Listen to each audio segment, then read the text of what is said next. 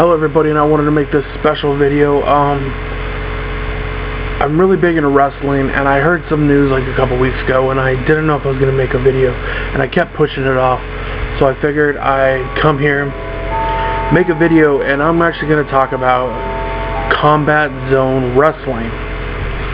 Now, for those of you who do not know, Combat Zone Wrestling is a company that goes way back to the time when ECW was still around. And it's all about, for years, their stigma has been about glass, tacks, fire, cage of death, extreme wrestling on such a level that they've been banned in so many states. Now, why would I talk about them? Over the years, I've watched Combat Zone Wrestling, but as a hardcore fan, a fan that loves barbed wire, thumbtacks, all that, they go too far. But a couple weeks ago, this news came out that Sami Callihan, who in WWE under the name NXT was Solomon Crow, in Lucha Underground, his Jeremiah Crane, I believe is what he goes by there, is now the creative influence in Combat Zone Wrestling. So what he's going to do is restructure the company. So there'll still be violence, but it will be back here, and then you put the wrestling in the front. And for those of you who did not think that was happening because of Masada's return, you're wrong, because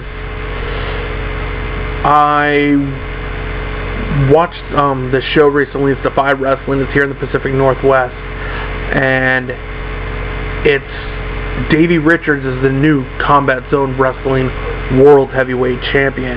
Davey Richards is not a violent wrestler, not about glass, any of that. And some of their matches I've seen recently don't have a lot of that violence.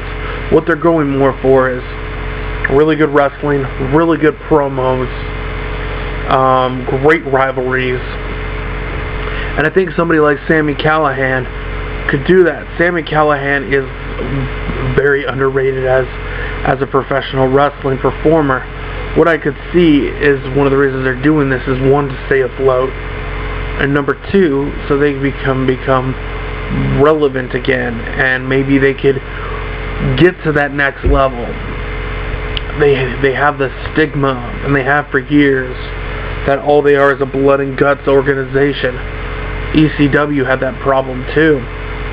But I think one of the things that is really good with this whole thing is you could bring in more talent, like Leo Rush, as they have recently, and really make great wrestling. Combat Zone Wrestling could get to where it needs to go. I can already see a creative difference, so I know they'll still have Cage of Death. But you look at some of their champions on their website now, completely different. So I look at this as a good opportunity for Combat Zone Wrestling, and really, in all retrospect, it's going to be good. What they really need to do is just focus on one entity, and that would be really good. And I just really love that Combat Zone Wrestling trying to change its identity, trying to put something good out there, and I just wanted to tell you my thoughts and opinions on this. Huge wrestling fan. Coming up, I'm going to start blasting off more shorter videos. So I will see you all next time.